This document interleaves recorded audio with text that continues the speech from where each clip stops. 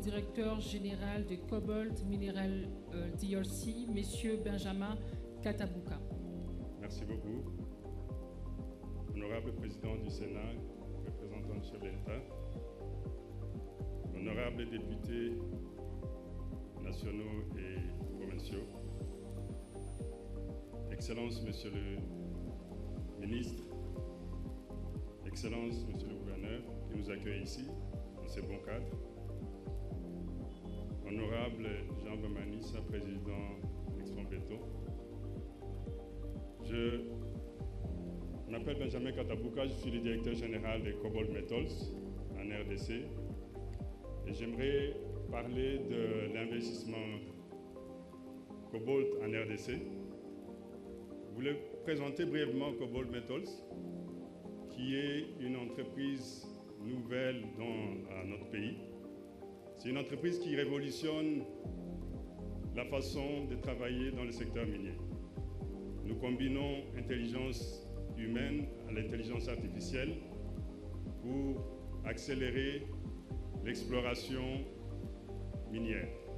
Cobalt Metals a environ 80 projets d'exploration dans le monde, sur les 4 continents.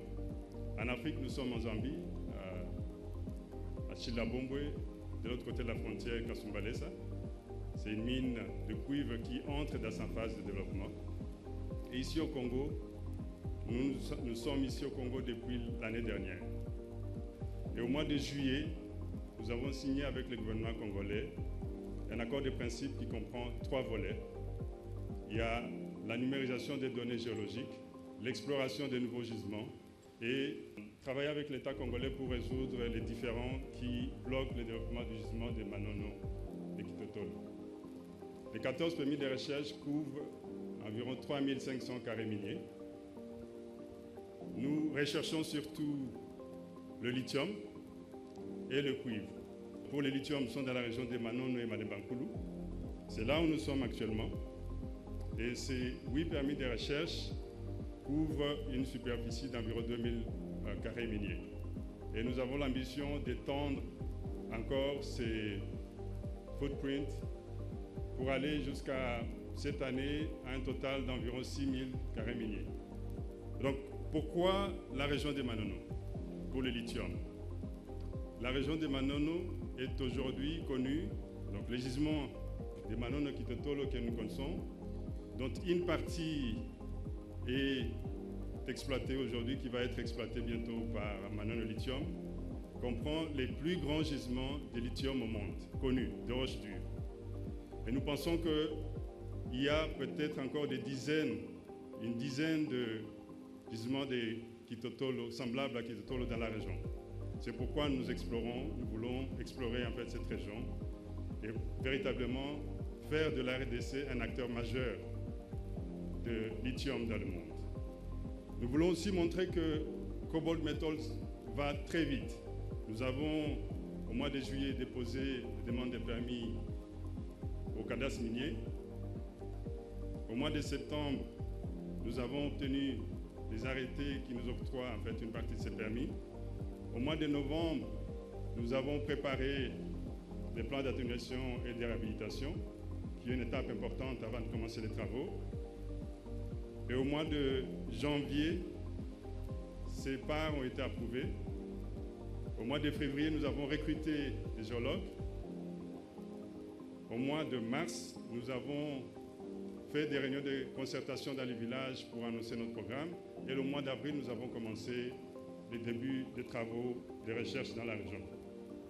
Donc, après le prélèvement des échantillons, nous allons commencer les programmes de levée aéroportée avec l'avion qui arrive en fait le mois prochain et qui va couvrir une zone d'environ 25 km² dans la région pour collecter en fait des données. Donc, ce programme d'exploration, nous l'avons annoncé, va nous permettre d'investir environ 50 millions de dollars d'ici au premier trimestre de l'année prochaine, dont 20 millions ont été payés déjà au gouvernement dans le cadre en fait, de nos permis de recherche. Un autre projet sur lequel nous travaillons, c'est celui, je vous l'ai dit, de numérisation, digitalisation des données géologiques. Nous avons commencé pour ce projet-là avec l'Université de Lubumbashi, la digitalisation de leurs données géologiques. Et nous espérons en fait que nous allons étendre ces projets au niveau du ministère de Mines avec le Service géologique national et le cadastre minier. Certaines données sont au pays et certaines données sont à l'extérieur du pays et nous continuons la discussion pour digitaliser ces données-là.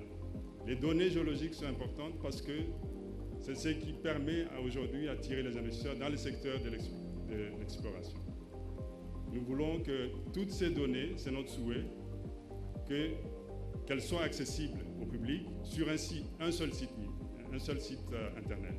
Donc toute personne peut aller sur ces sites-là et avoir en fait toutes les données.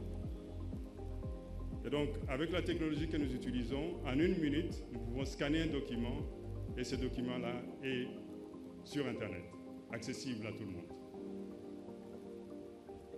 Et puis,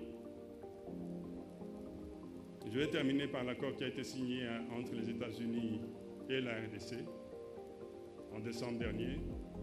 Nous pensons que cet accord va permettre à ce que des mesures d'accompagnement soient prises dans le pays pour améliorer le climat des affaires.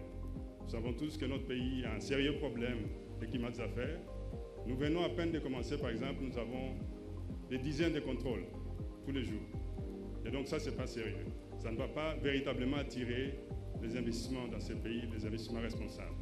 Donc nous pensons que dans le cadre de cet accord, les mesures d'accompagnement seront prises pour permettre à ce que nous ayons plus d'investissements responsables comme l'investissement de Cobalt.